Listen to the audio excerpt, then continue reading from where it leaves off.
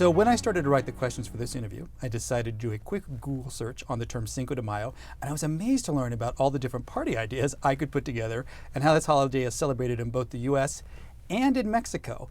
But after reading your book, I'm asking myself, is this a holiday that's celebrated in Mexico? It's not celebrated very much in Mexico, and that's kind of the interesting thing, because Cinco de Mayo is probably the best known Mexican holiday in the United States. I mean, it's celebrated all the way from Los Angeles to Boston, from Atlanta and Miami all the way to Seattle. It's celebrated in Canada. They have Cinco de Mayo in Vancouver and in Toronto. So one would think it should be celebrated all over Mexico, and in fact, it isn't outside of Puebla. And it's a local holiday in Puebla. Outside of Puebla, it simply is not celebrated.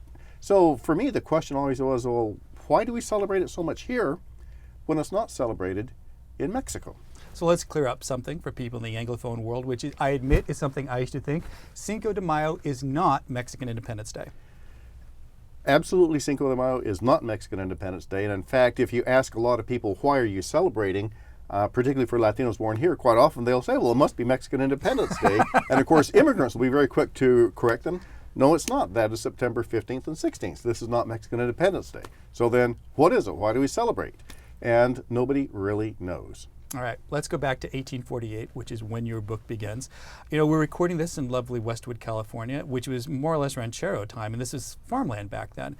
Let's take, in 1848, how would you describe the Latino population in what was early on California as part of Mexico, and then later on as the United States? Well, actually, to understand 1848, we need to go back to 1810, when Mexico declared its independence. Father Hidalgo rang the bell, yes, on September 16th, Mexican Independence Day, and less than 2 months later, he issued his first proclamation on December 6th, 1810, and in this first proclamation, he said, oh, by the way, once we achieve independence, the first thing we're going to do is abolish slavery and give slave owners 10 days to free their slaves. And another thing we're going to do is get rid of this division of citizenship by racial background. As soon as we get independence, everyone here is going to be citizens of the Republic of Mexico. It doesn't matter what your racial background is. Well, California was part of Mexico, so this was the law of the land here in California.